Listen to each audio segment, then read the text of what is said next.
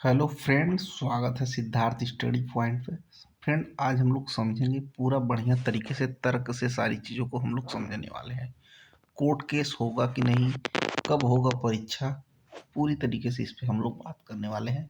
और जितने लोग भाई 4612 की तैयारी कर रहे हैं, नोट्स के लिए नंबर पर मैसेज कर सकते हैं। हर एक तरीके के नोट्स अवेलेबल हैं पूरे 100 मार्क्स के लिए, आपके जो भी उपयोगी चीज़ें होंगी। ठीक है, तो सबसे पहले बात करेंगे कोर्ट केस होगा कि नहीं। आपको पता है 10 दिसंबर को जो चीज़ें क्या हुई, डिस्पोज हुई, जो भी हाई कोर्ट में कोई केस लगा हुआ था, उससे 90 दिन का टेन्योर जब पूरा हो रहा है, तो वो 10 मार्च को पूरा हो रहा है। ठीक है, तो मान लीजिए 10 मार्च के बीच में अगर इन्होंने कोर्ट केस किया तो ठीक है, अगर नहीं किया तो ऑटोमेटिक ख़त्म हो जाएगी। अगर इन्होंने केस कर दिया बीटेक वालों ने, तो क्या होगा, एक या दो सुनवाई में पूरी कहानी ख़त्म हो जाएगी, क्योंकि इनके पास कुछ भी साक्ष्य वगैरह नहीं पड़ा हुआ है। ठीक है, ये पहला कंडीशन हो गया।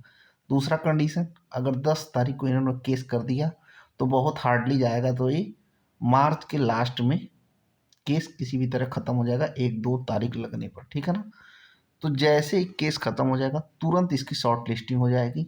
ठीक है, और शॉर्ट लिस्टिंग जैसे ही हो जाएगी 30 से 40 दिन में आपका एग्ज़ाम हो जाएगा। ठीक है, तो पूरी मार्च मान लीजिए आप कोर्ट केस वगैरह में, यानी कि अप्रैल का महीना बच रहा है, यानी कि अप्रैल के लास्ट और मई के पहले सप्ताह में पेपर बनने के चांस हो रहे हैं। अब बहुत ज़्यादा लेट हुआ तो मई लास्ट तक किसी भी हालत में पेपर हो जाना है। ठीक है, तो इन सारी बातों को ध्यान में रख के अपनी तैयारी को आप करते रहिए।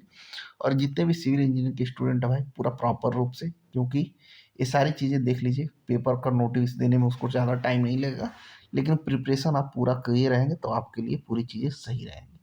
तो पूरी चीज़ें हैं, वो केस करते हैं कि नहीं करते हैं, दोनों तरीके से हमने आपको समझा दिया है। उम्मीद करते हैं बात आपको समझ में आई होगी। जिसको भाई नोट्स लेना है, नोट्स यहाँ पे इस नंबर पे मैसेज करके ले सकते हो। कंप्यूटर के चैप्टर वाइज 1100 प्लस क्वेश्चन की बुकलेट तैयार है।